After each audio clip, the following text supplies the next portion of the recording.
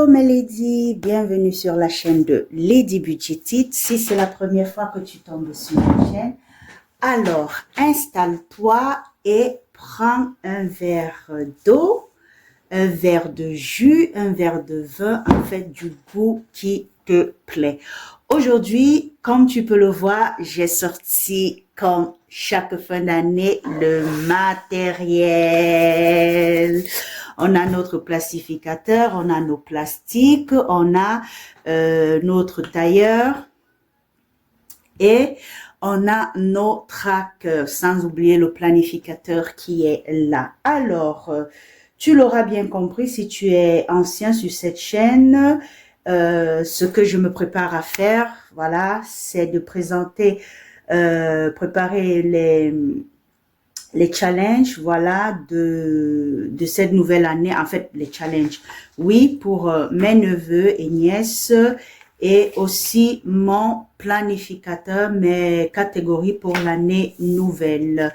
Et si tu es nouveau, alors n'hésite pas. Sur cette chaîne, nous parlons de gestion de budget, ok, de planification, de budgétisation, de économie, épargne, éducation financière, remboursement, en fait, tout ce qui a trait à l'éducation financière et comment gérer son argent pour pouvoir atteindre l'indépendance financière ou encore la liberté financière et pourquoi pas l'abondance financière qui est le niveau 5 des 5 piliers, 5 niveaux de la pour atteindre son indépendance financière. Alors, pour que la vidéo ne soit pas longue, je vais tout simplement commencer, voilà, par couper les différentes catégories. Alors, pour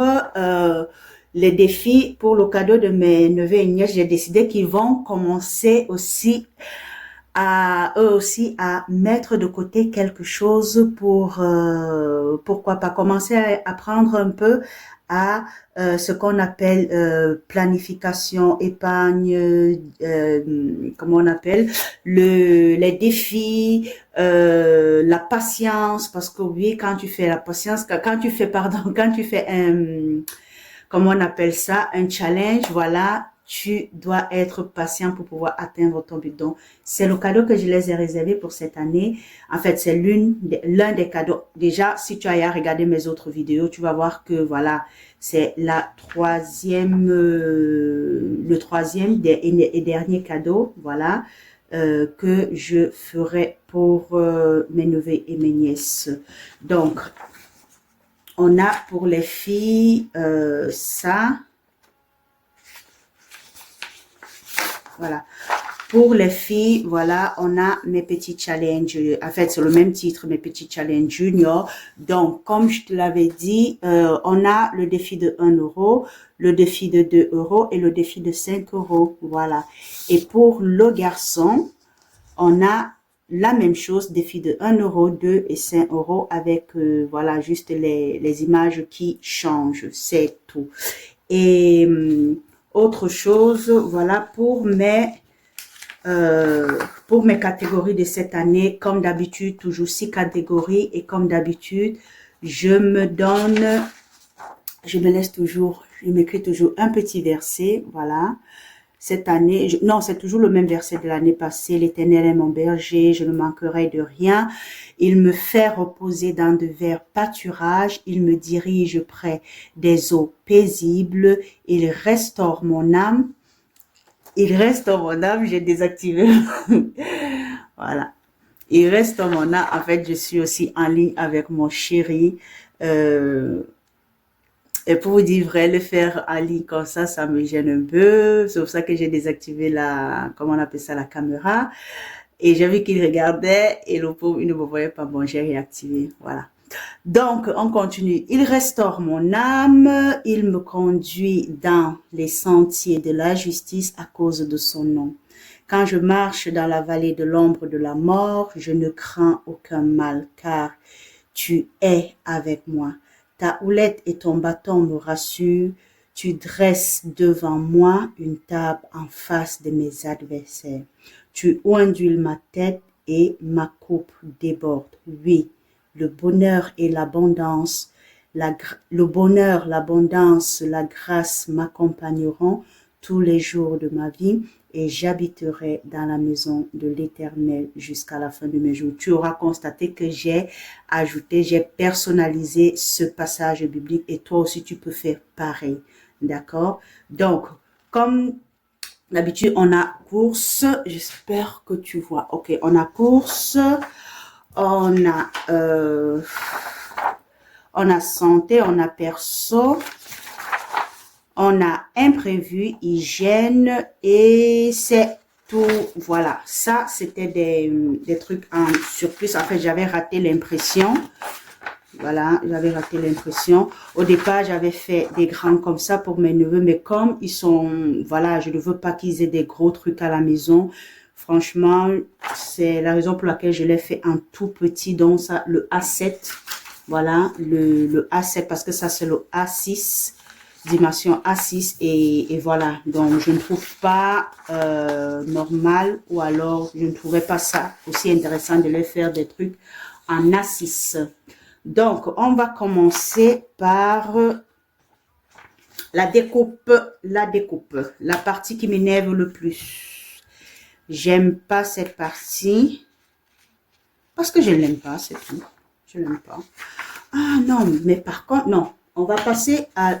Je vais d'abord plier parce que je sais ce que je vais faire pour cette année. Ok. On va plier.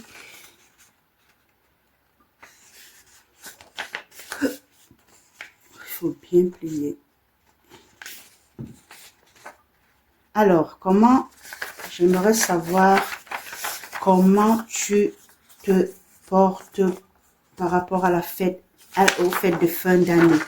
Est-ce que tu as déjà fait ton budget de vacances? Est-ce que comme moi, tu as commencé à acheter les cadeaux, surtout que c'est Black Friday. En fait, Black Friday chez nous était hier.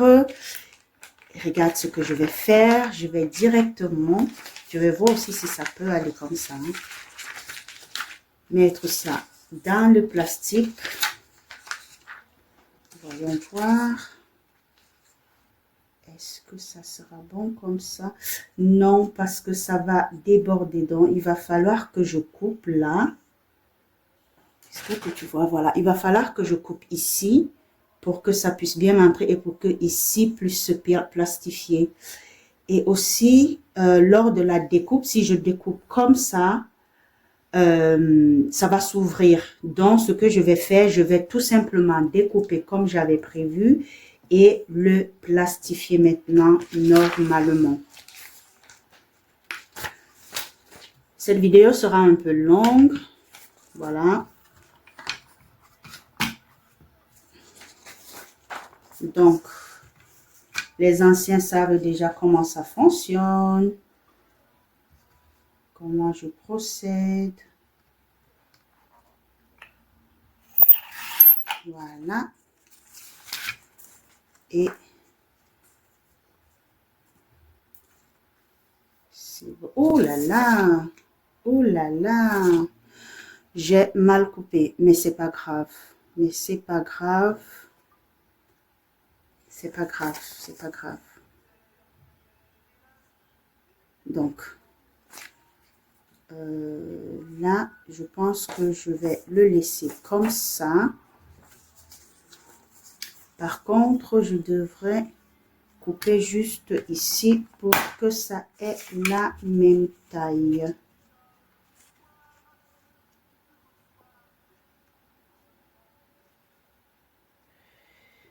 Alors, j'ai pas grand chose à raconter aujourd'hui.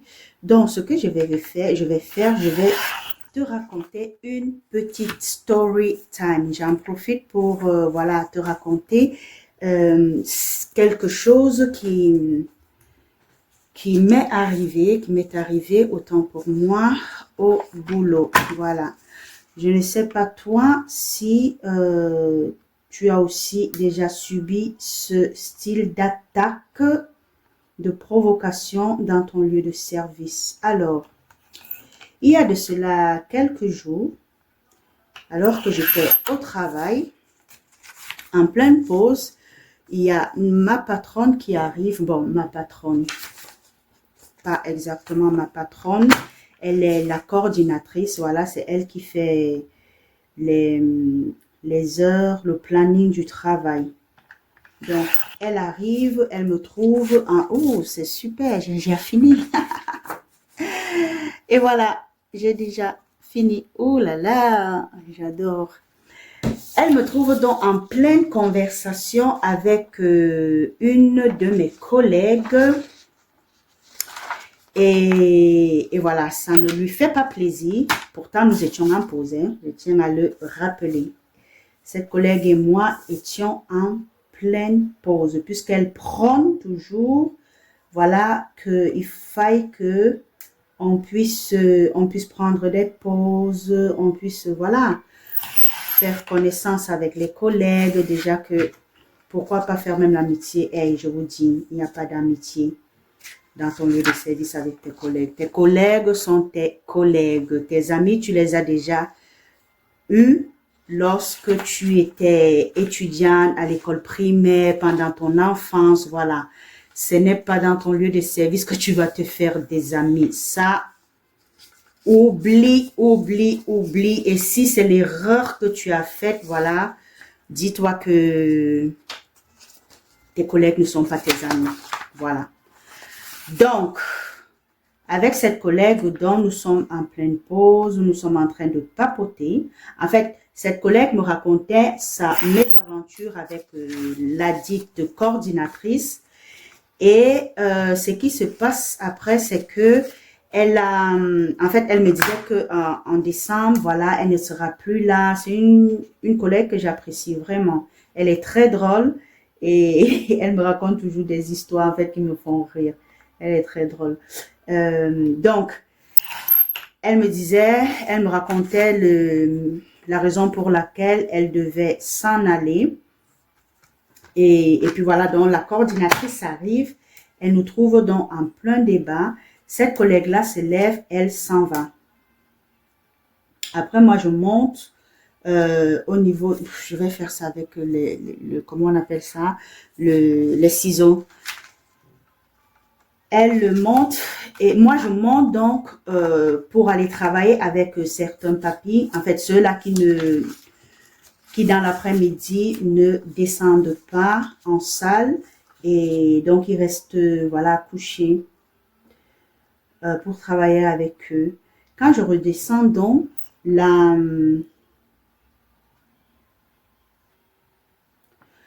l'infirmier me dit peu chérie, il y a la coordinatrice qui te cherche. Je dis bah pourquoi elle me cherche? Je m'en doutais quand même, je savais que c'était pour voilà, pour me reprendre et tout ça. Je suis allée donc dans son bureau. Elle commence les remontrances. Ah, plus chérie, voilà, je t'aime bien. J'aime bien rigoler avec toi, des trucs comme ça. Je dis, hey, bon, je le dis dans mon cœur, hein. Je dis, hey, viens-en au fait. Ne me raconte pas des patates et des plantains, quoi.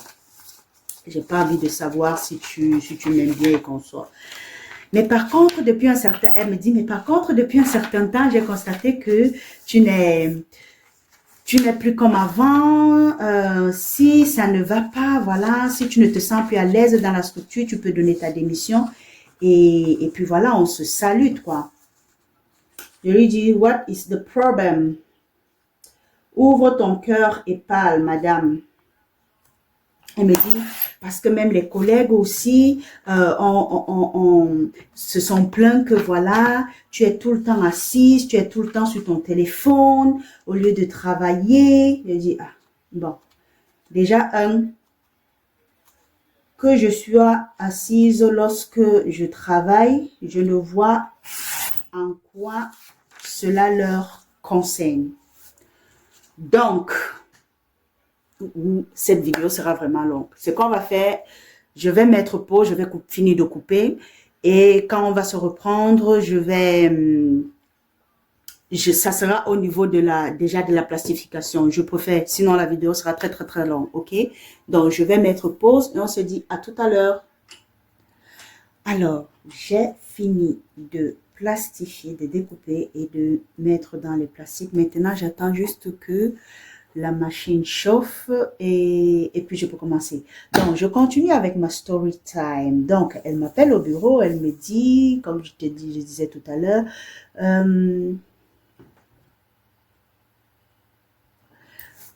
ton comportement, voilà, ça a changé. Si tu ne te sens plus à l'aise avec nous, tu peux déposer ta démission et voilà, et on se dit au revoir, voilà. Parce que voilà, il y a des collègues qui se sont plaints que tu n'aides pas,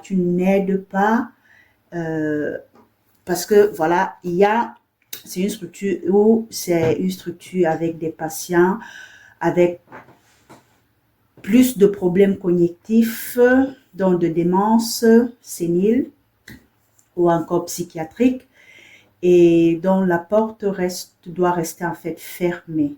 Et donc, lorsque quelqu'un arrive, lorsqu'il y a un visiteur, voilà, on doit ouvrir la porte. Donc, ils se plaignent que moi, je passe tout le temps sur le téléphone, assise, je ne fais rien, je ne travaille pas. Donc, en fait, je viens, comme je travaille là-bas 5 heures de temps, je viens les 5 heures de temps, justement, et je suis assise, je ne fais rien.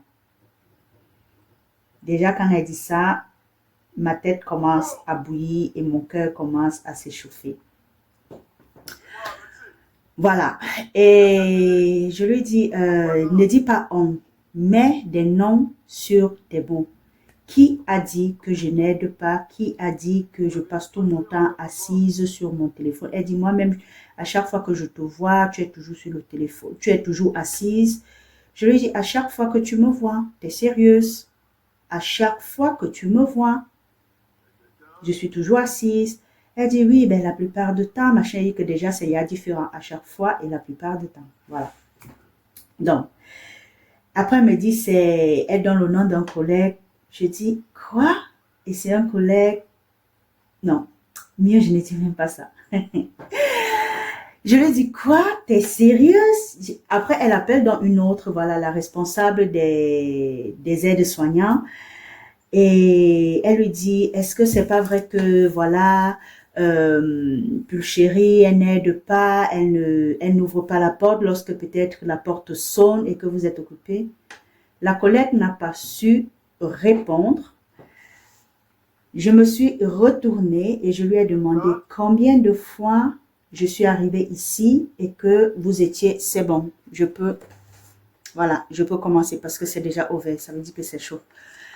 Combien de fois je suis arrivée ici, vous étiez deux pour votre tour de service et je me suis proposé de faire la surveillance, c'est-à-dire rester avec les patients pour qu'ils ne dégament pas, parce que voilà, il y a parfois quand leur crise les prend, ils deviennent violents et tout ça.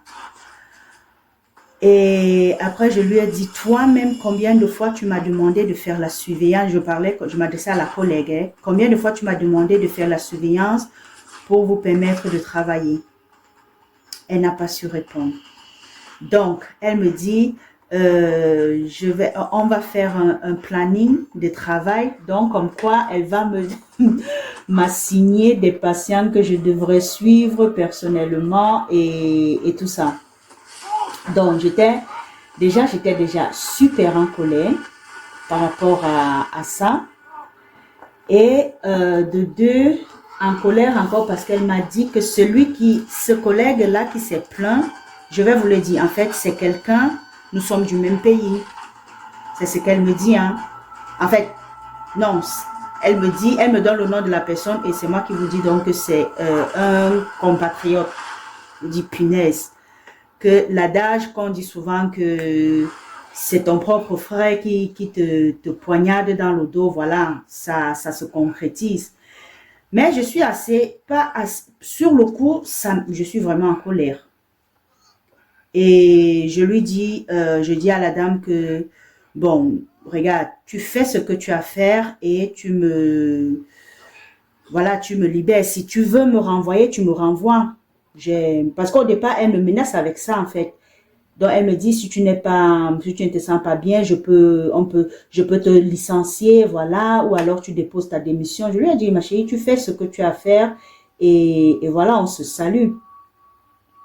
Après, je lui dis donc, déjà, il y a tel patient, je lui cite tous les patients. Tous ceux qui sont arrivés mal en point. Quand je vous dis mal en point, c'est vraiment mal en point. Qui ne voulaient rien faire, qui ne voulaient que rester couchés, qui ne voulaient pas sortir de leur chambre et tout ça. Que j'ai fait, ouh punaise, il y a un qui s'est, je ne sais pas si ça va coller, mais c'est pas grave. Bon, et qui, voilà, que j'ai fait, j'ai travaillé avec eux et aujourd'hui ils marchent, ils sont, en fait, ils ont acquis une certaine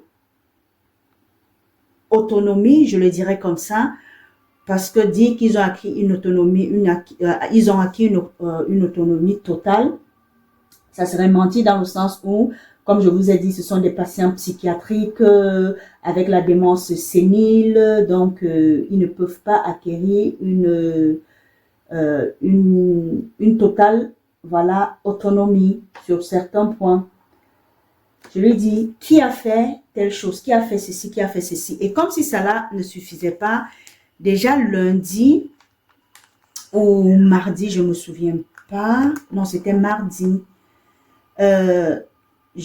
lorsque j'ai fini avec les patients avec qui je devais travailler en salle de gym, et je monte donc pour travailler avec ceux-là qui ne descendent. Oh punaise, oh maman. Oh là, voilà. Comme ça. C'est la partie qui m'énerve en fait sur cette affaire. Voilà, c'est déjà décalé en fait. Désolée pour le bruit, je suis en train de regarder aussi un film. J'aime bien ça quand je travaille. Je mets soit de la musique, soit des films. Voilà. Donc, comme je disais, je monte dans le lundi ou le mardi. Je me souviens pas très bien quel jour c'était. Il y avait une maman qui était au lit, qu'elle n'avait pas levé. Et voilà, c'était le mardi. Parce que déjà lundi, quand je suis montée, je l'ai trouvée au lit. Et le mardi, quand je reviens, j'ai dit, sûrement cette mamie doit être mal en point. Parce que d'habitude, on la levait pour la faire rester en salle avec, dans la grande salle avec les autres. Et elle me dit donc, je vais donc vers elle, vers la mamie. Et je constate justement que voilà, elle est un peu mal en point. Je me rapproche. La façon dont il avait mis sur le lit, elle était en position fœtale. Donc, ils avaient levé les jambes, le dossier du lit, de telle sorte que la mamie se retrouvait dans une position, voilà, fœtale. Et je l'ai donc remis, je l'ai bien posturé, je l'ai bien arrangé. Et je trouve donc sur sa commode son boudin de l'après-midi et son eau.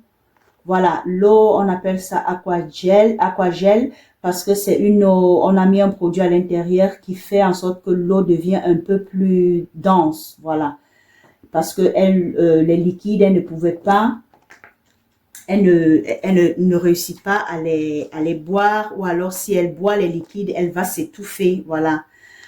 Je lui donne, donc je prends le temps, je reste là, je lui donne le boudin, son gobelet de boudin, elle a tout fini. Je lui donne l'eau, elle a tout fini. Donc, en fait, cela montre justement qu'elle était assoiffée et elle avait faim. Et pourtant, ils sont entrés dans sa chambre, ils ont déposé ça là, ils sont sortis en fait. Et quand j'entends que je n'aide pas, en fait, ce qui me fait mal, c'est qu'en fait, pas que qui me fait mal, mais qui m'a mis en colère, c'est que lorsque tu fais toujours, je ne sais pas, lorsque tu fais quelque chose, voilà. Il est vrai que je ne suis pas là pour qu'on puisse reconnaître ce que je fais, dans le sens où je m'en fous de la reconnaissance. Voilà, je suis là-bas, je fais mon taf et je fous le camp. Je suis pas là-bas pour me faire des amis, quoi. Puisque des amis, j'en ai, et très peu même. J'ai des amis très, très... Mon cercle d'amis, bon, je n'en ai même qu'une seule, hein, parce que quand je leur dis que j'en ai des sélectifs, c'est bon. J'ai fini avec le truc. Donc maintenant, il va falloir de nouveau découper tout ça. Oh là là, qu'est-ce que c'est? Ah, c'est du travail. Donc, on continue l'histoire. Je donne donc de l'eau à la dame et je les avise, en fait, je leur dis que regardez que, parce que quand tu leur donnes comme ça, il faut noter pour qu'on puisse voir la quantité d'eau qu'elle prend pour en journée, toute la journée, voilà. Donc, je leur avise que voilà, j'ai donné, elle a pris tout son eau, elle a pris tout son boudin et puis voilà. Mais lorsque j'entends que moi, je n'aide pas, j'ai dit, ça, je ne vais pas laisser passer. Donc, le collègue dont elle m'a dit que c'est lui qui s'est plaint de ça. Et une autre chose, voilà, je lui ai donc fait comprendre que voilà, sache que je ne suis pas, mon contrat ne me dit pas, ne me fait pas savoir que je suis portière. Donc, c'est-à-dire que je dois aussi ouvrir la porte. Je crois bien que ton fils est, ton fils travaille ici comme portier. Et ce qui est bizarre, c'est que le gars, pour faire ses besoins, comme ils habitent à côté de la structure, le bon monsieur lui sort de la structure pendant son heure de service pour aller faire ses besoins à la maison. Parce que lui, il ne veut pas faire ses besoins dans les toilettes de la structure, où il y a tout le monde qui y va, des choses comme ça. Bon, quand il dit tout le monde, les visiteurs et nous, les employés, parce que les patients, ils ont leur toilette, leur salle de bain et tout ça. Et elle prétend que nous, en fait, moi, je devrais ouvrir la porte alors que le gars, lui, il est sorti carrément pour aller faire ses besoins à la maison et puis à la fin du mois, il va prendre un salaire. Et les gens pensent que... Je lui ai dit, alors, je ne suis pas ici. Je crois que tu m'as recruté. J'ai été recrutée ici en tant que physiothérapeute et non en tant que portière. OK? Donc, déjà, va donc dire à ces personnes-là que dorénavant, même si un papy a soif et qu'il me demande de l'eau, je vais les appeler pour aller donner de l'eau parce que ce n'est pas mon taf. Que chacun gère son taf. Donc, toi, à ma place, qu'aurais-tu fait? Est-ce que tu aurais réagi comme ça? Et pour finir, elle me dit donc lundi, ou alors elle m'a dit lundi, en fait, la semaine prochaine, on va faire un plan de travail des patients que tu dois faire et que tes autres collègues, en fait, on va vous diviser les patients en quelque sorte. J'ai dit, tu n'as qu'à faire ce que tu veux. Et je sais que bien qu'elle fera ça, elle trouvera toujours quelque chose. En fait, c'est ça qui me fait rire. Donc, ma question est la suivante. Toi, à ma place, comment aurais-tu réagi? Laisse-moi te dire que je ne t'ai pas raconté en fait tout. Je t'ai juste raconté ce qui s'est passé ce jeudi. Et puis voilà. Parce qu'en amont, il y a des choses qui laissent à désirer et que je te raconterai si tu le veux bien, mais si tu me mets ça en commentaire, voilà la suite ou alors le début ou alors, non, on va mettre story time, voilà. Tu écris story time et je me ferai un plaisir vraiment de te relater le début, vraiment le début de toute cette histoire parce que ce n'est pas que ça. Donc, ce que je voulais partager avec toi. Et donc, quand je rentre, je fais comme ça, je lui dis, ben, tu n'as qu'à faire ce que tu veux. Tu fais ton planning et je vais le respecter. Et tout ça. ce qui m'énerve en fait ce qui m'a mise en colère dans cette histoire, c'est le fait, comme je te disais, j'aide. C'est-à-dire, je fais un travail qui n'est pas le mien, mais on ne le reconnaît pas. Par contre, mes collègues, même parce qu'il y a une de mes collègues qui m'avait dit un jour, une fois on avait sonné, on était là, elle et moi on avait fini de travailler, on était en train de papoter, on attendait juste l'heure pour aller s'échanger. Je lui dis, bon, vu que tu es à côté de la porte, est-ce que va ouvrir la porte? Elle m'a dit, puis chérie, je ne suis pas ici pour être portière, ce n'est pas mon taf. Donc, ils vont venir, ils vont aller ouvrir. Je crois que c'est elle qui avait raison, en fait. C'est elle qui avait raison. C'est elle qui avait raison. Donc, comme je disais, toi à ma place, et voilà, le soir, donc j'en parle à ma petite sœur. Je lui dis, regarde un peu ce qui s'est passé aujourd'hui. Je lui raconte en fait l'histoire. Elle connaît l'histoire dès le départ. En fait, tout ce qui m'a, toutes les misères que je vis dans ce lieu de service-là, depuis un certain temps. Voilà, elle le sait et elle me dit, voilà, déjà ne t'en prends pas à notre compatriote, celui dont elle te dit que c'est lui qui a dit. Ce que tu feras plutôt, c'est de l'appeler et de lui dire, de lui poser la question que, mais est-ce que c'est vrai? Telle personne m'a dit que tu as dit ça sur moi. Comment est-ce que tu peux dire de telles choses alors que lorsque toi tu es là,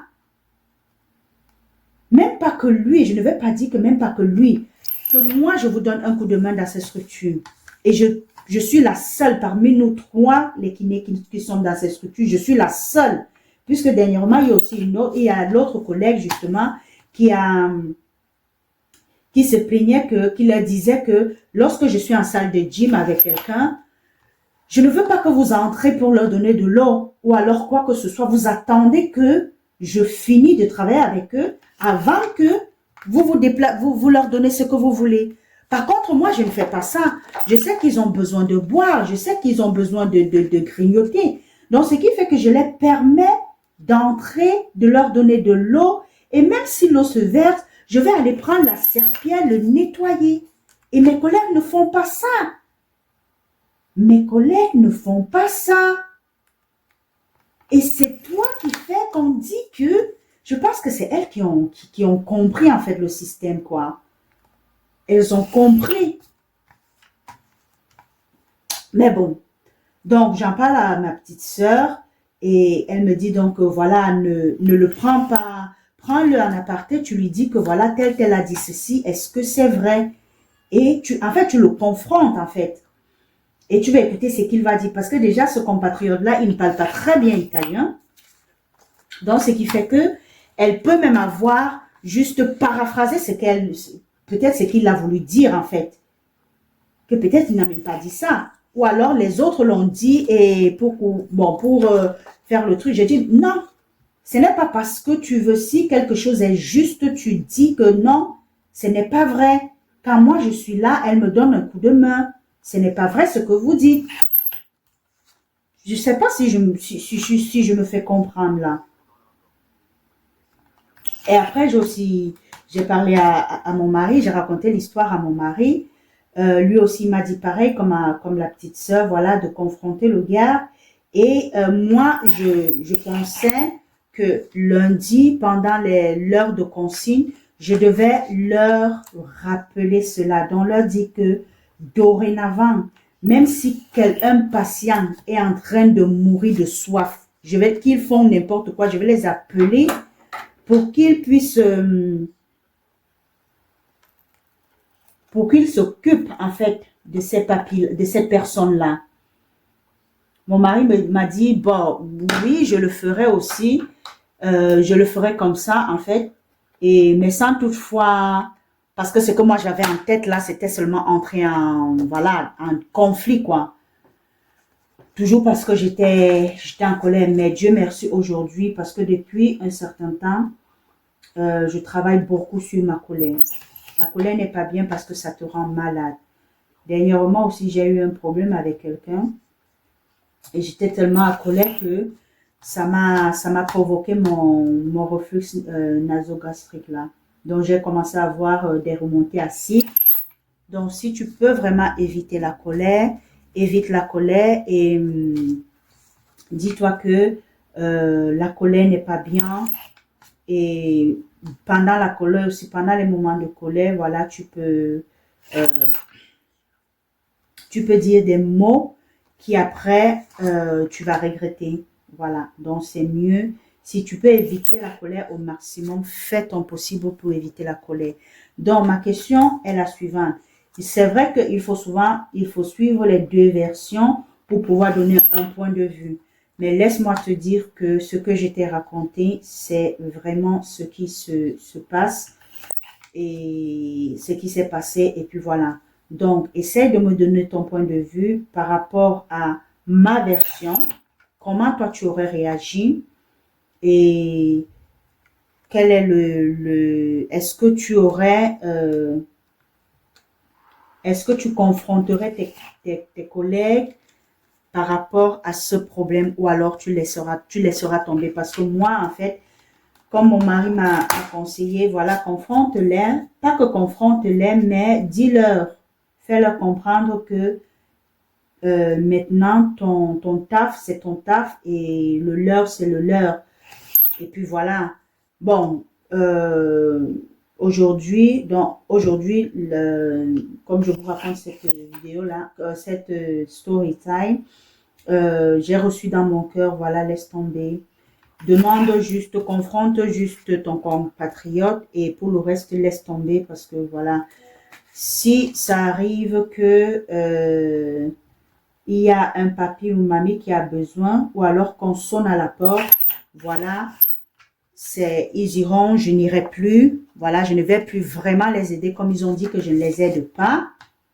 Donc, je vais maintenant appliquer en fait ce qu'ils ont dit qui n'était pas vrai.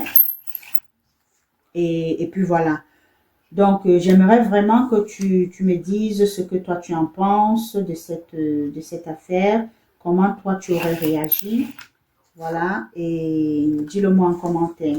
Sur ce, je vais m'arrêter là. Je vais continuer mes trackers en off parce que la vidéo, elle est déjà assez longue.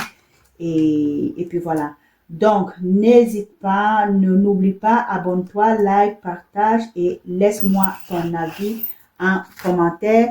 Et si tu veux que je te raconte la première partie, donc dès le départ, pourquoi cette situation qui s'est passée aujourd'hui, cette semaine, voilà, là, tu vas mieux comprendre la situation. Fais-le moi savoir en commentaire. Comme je t'ai dit, tu écris story part 1 et je me ferai un plaisir d'ouvrir ma caméra et de t'expliquer. Sur ce, prends soin de toi, prends soin de ton cap et on se dit à la prochaine vidéo. Bisous. Ah, surtout, n'oublie pas,